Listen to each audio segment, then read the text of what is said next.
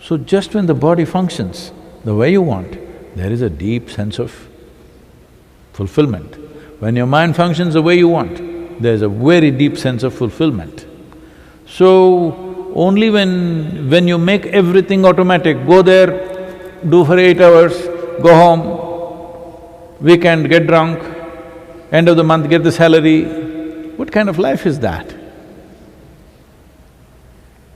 You know, when I was a youth, my father is always worried.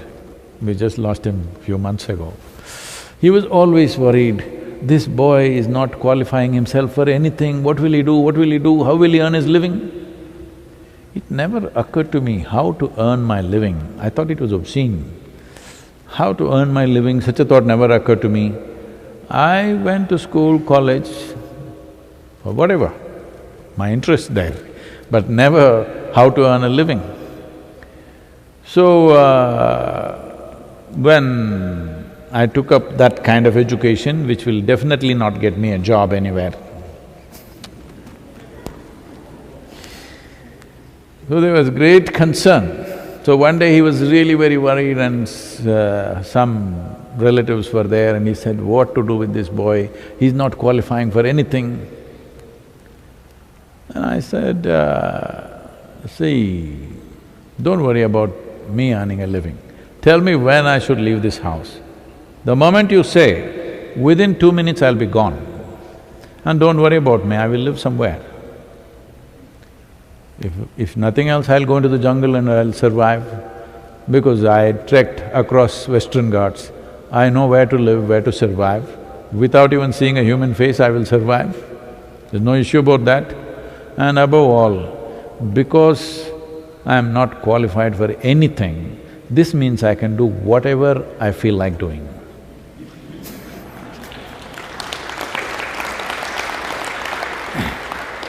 Now that may look like arrogance, but it's not about arrogance, it's not about some special capability, it is just that a human being means just this, that, you know, with our insight and related programs, we've changed the thing, and even in the ashram, we are not using the terminology anymore. We do not use the terminology of human resource.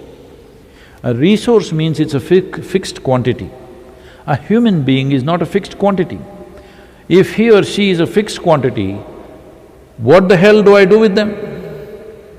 If it's already fixed by their genetics or their culture or their bloody god, that this is all they will be, then what do I do with them? Because I see human beings as a potential, that is why I'm investing my life in them.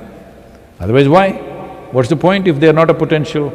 So we have changed this from human resource to human potential. It's very easy. From R, you had just had to wipe out one line. It's HP now. In the ashram, the department is not called HR anymore, it's called HP, human potential. Because a human is a potential. How far will you explore this? This is the question. So, somewhere from this human potential, we looked at things only in terms of doing more. It's not about doing more, it is about doing more in terms of profoundness, not just in terms of quantity. We went into mass production of things in the world, all the beautiful things went away. This country still has retained some handicrafts, doing things, you know. Each piece of cloth, each one of them, every meter of what a handloom worker makes is unique and different. But now it comes out of a machine, tack, tack, tack, tack, tack, tack, tack, tack, tack. And the guy who's standing there is just putting little oil or putting little dye and simply standing there. He has no involvement, no nothing.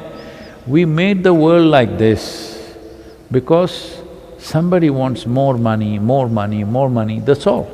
Everybody is talking about billions and billions. I'm telling you, even if I give you another 100 years of your life, let's say you're 50, 60 years of age, we'll give you another 100 years. What will you do with $100 billion? What do you do, I'm asking? It's just rubbish. But they'll say, I will do philanthropy.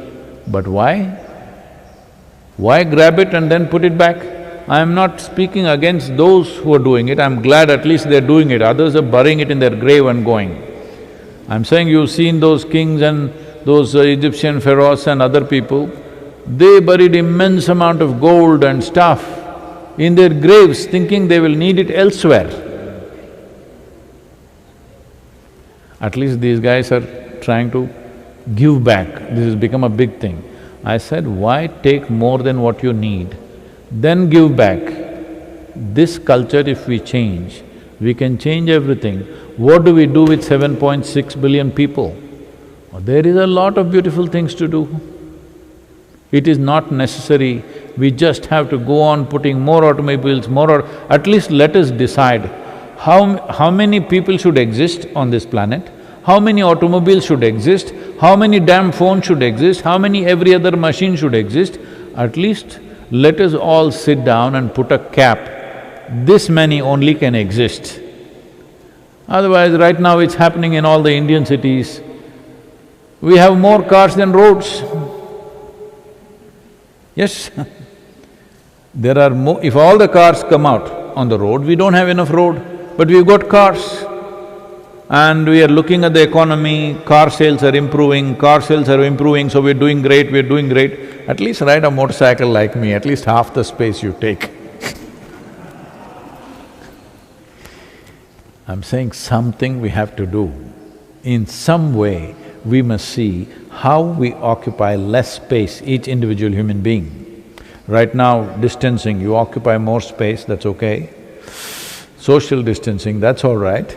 But if we do not see how to consume less, if we go on thinking, because people are talking about this, some of them who are politically elected leaders, when I spoke to them, they are saying, no, we must increase the population because we'll have young workforce, our economy will grow.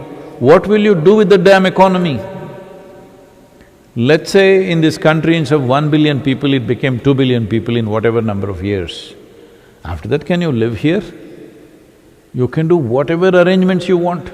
You can build a 500-floor apartment. But is that the way to live? Why can't we handle things consciously? Whether it is human population, phone population, car population, computer population, how many should exist? What is a reasonable number? We must fix it. This virus, it looks like, is bringing some sense to us. We must make use of this time to at least start thinking. I know it's not going to happen overnight, but at least we should start thinking in this direction. Where are we trying to go? Where are we trying to go? Virus is telling you, anytime I can get you, all right? Where are we trying to go? Yes, we need to do things as human beings, we want to do many things, it's fine. But when we know we are here driving towards our destruction, is it not time to stop and look? Anyway, it stopped us in our tracks.